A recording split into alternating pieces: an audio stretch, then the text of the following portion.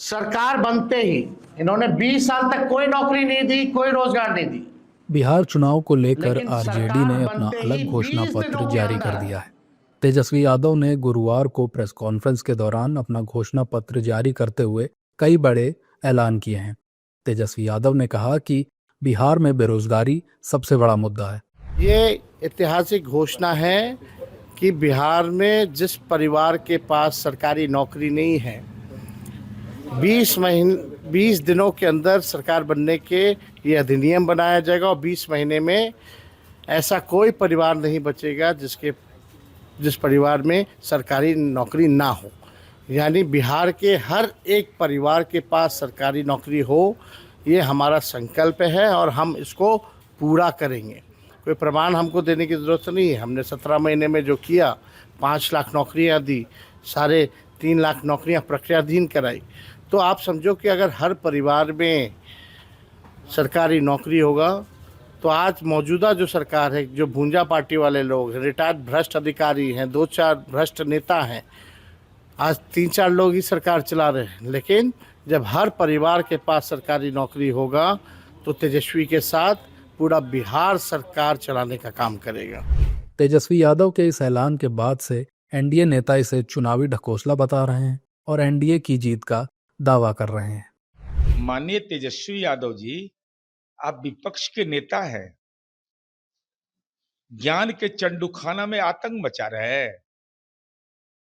आपने कहा कि अधिनियम बना देंगे। देश के अंदर ऐसा कोई कानून बनाने का अधिकार है कि एक परिवार में एक ही आदमी नौकरी करेगा? अरे एक परिवार में अगर 5 आदमी योग्य है तो 5 को रोजगार का अधिकार प्राप्त है।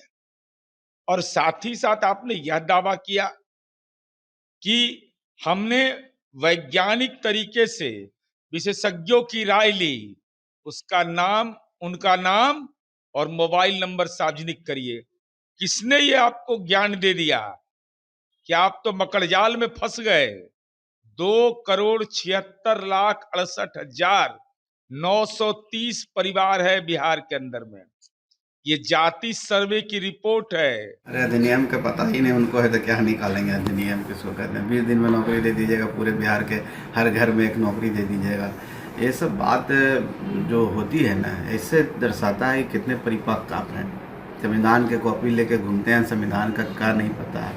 तो हम समझते हैं कि ऐसे लोग जनता को बेवकूफ़ समझते हैं और समझते हैं कि जनता नहीं समझती है और हम उनको कुछ भी बोल कर निकल जाएंगे। सवाल है कि आप उतनी नौकरियां जब राज्य सरकार, केंद्र सरकार जब 2 करोड़ नौकरियां 1 साल में नहीं देती है और आप 1 दिन में दे दीजिएगा बिहार जैसे राज्य में, तो हंसी आती है।